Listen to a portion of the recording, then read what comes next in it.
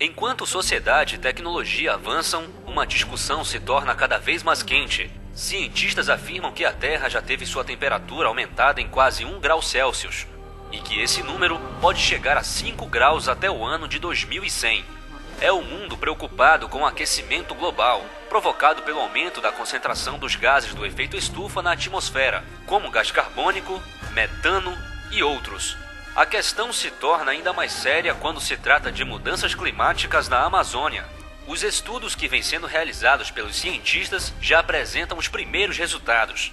O aumento de temperatura, as modificações nas trocas de gás carbônico entre atmosfera e floresta, e a possibilidade de haver mudanças importantes na quantidade de chuvas que ocorre na Amazônia, são algumas das maiores preocupações dos pesquisadores. A primeira questão é o aumento de temperatura, né? Esse aumento de temperatura numa região já muito quente, mesmo que não seja prejudicial para a maior parte das espécies de plantas e animais, certamente é um problema maior para as populações urbanas. Um dos métodos usados para realizar esse monitoramento é esta torre de observação, instalada em meio à floresta.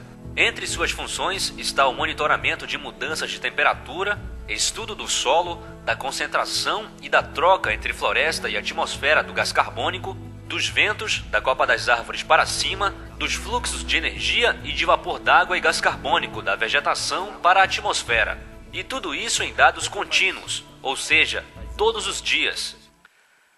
A Amazônia em 360 graus. Estamos em cima da Torre K34, dentro da Reserva Biológica do Cuieiras. É aqui que o Instituto Nacional de Pesquisas da Amazônia realiza desde 1999 estudos relacionados às mudanças climáticas. A torre, batizada de K34, está localizada na Reserva Biológica do Cuieiras. São 70 quilômetros seguindo de Manaus pela BR-174 e mais 34 quilômetros de estrada de barro para se chegar à base de apoio local. Para ir até a torre, ainda é necessário andar por aproximadamente meia hora ou pegar uma carona neste veículo que passa por caminhos de terra e madeira. A torre possui 54 metros de altura e pertence ao Programa de Grande Escala da Biosfera Atmosfera da Amazônia, o LBA, coordenado pelo Instituto Nacional de Pesquisas da Amazônia, o INPA. Um dos coordenadores do estudo na Torre K34 é o pesquisador do Instituto e doutor em Física da Atmosfera, Antônio Ocimar Manzi. Ele destaca que, por meio dos resultados já obtidos, é possível afirmar que, por meio das medidas de troca de gás carbônico da atmosfera com a floresta, o balanço é de que a floresta está retirando mais CO2 do que emite, embora ainda persistam incertezas quanto ao método utilizado. É o chamado sequestro de carbono. Outro ponto que a comunidade científica discute é a redução ou aumento de chuvas na região amazônica. Tem muita incerteza com relação aos impactos das mudanças climáticas nas chuvas aqui da Amazônia, quando a gente olha os resultados dos modelos climáticos. Então, olhando os resultados dos modelos climáticos que compuseram o último relatório do painel intergovernamental para mudanças climáticas, do IPCC, a gente vai encontrar alguns modelos que projetam para o futuro uma drástica redução de chuvas em grande parte da Amazônia, o que levaria a não ter água suficiente para manter essas grandes árvores, né? Então haveria uma grande mortalidade. Ao mesmo tempo, tem um outro grupo de modelos que chegam a projetar até aumento de chuvas anuais. Enquanto cientistas estudam e monitoram essas mudanças, jornalistas buscam entendê-las, a fim de repassar à sociedade de maneira atraente e compreensível. É a chamada divulgação científica ou popularização da ciência.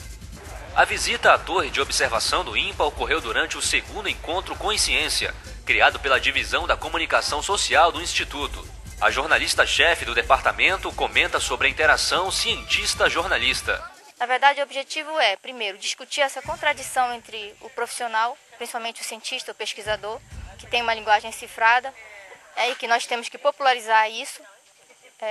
Isso é uma das prioridades do Instituto Nacional de Pesquisa da Amazônia, né, do INPA, da assessoria de comunicação, e produzir informação que a população entenda.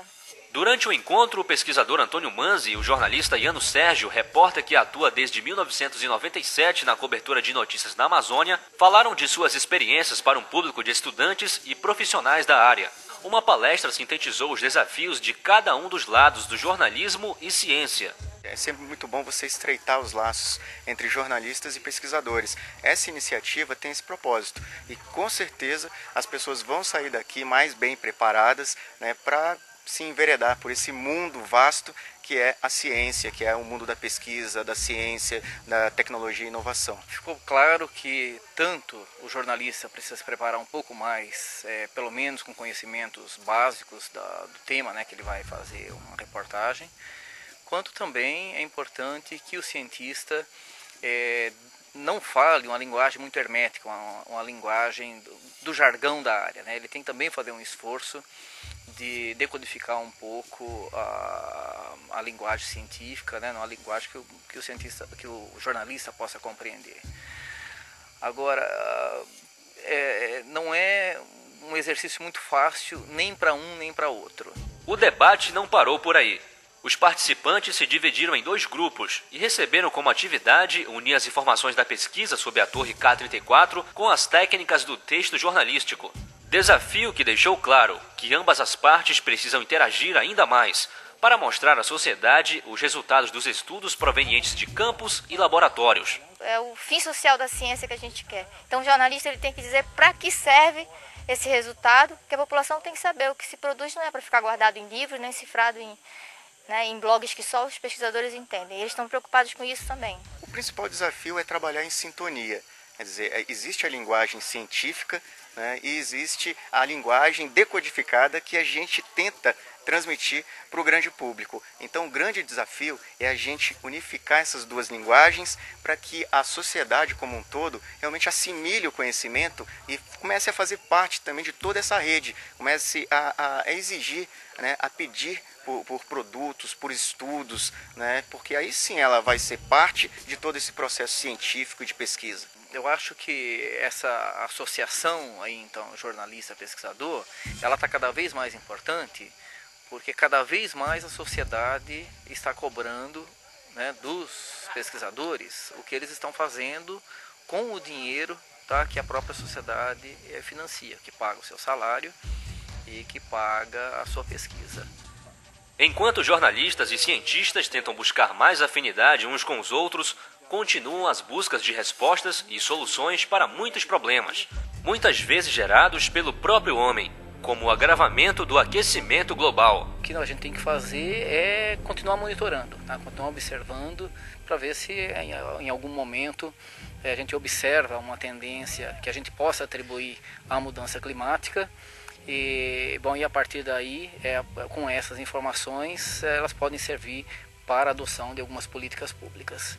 O pesquisador ainda faz um alerta. O que a gente tem observado também com as medidas que a gente faz em torres associadas com as medidas realizadas em parcelas permanentes, né, com esse monitoramento de biomassa, a constatação é de que nas últimas décadas os nossos ecossistemas naturais estão retirando uma parte do excesso de gás carbono da atmosfera, tá? E acumulando esse carbono, né, nas árvores, tá?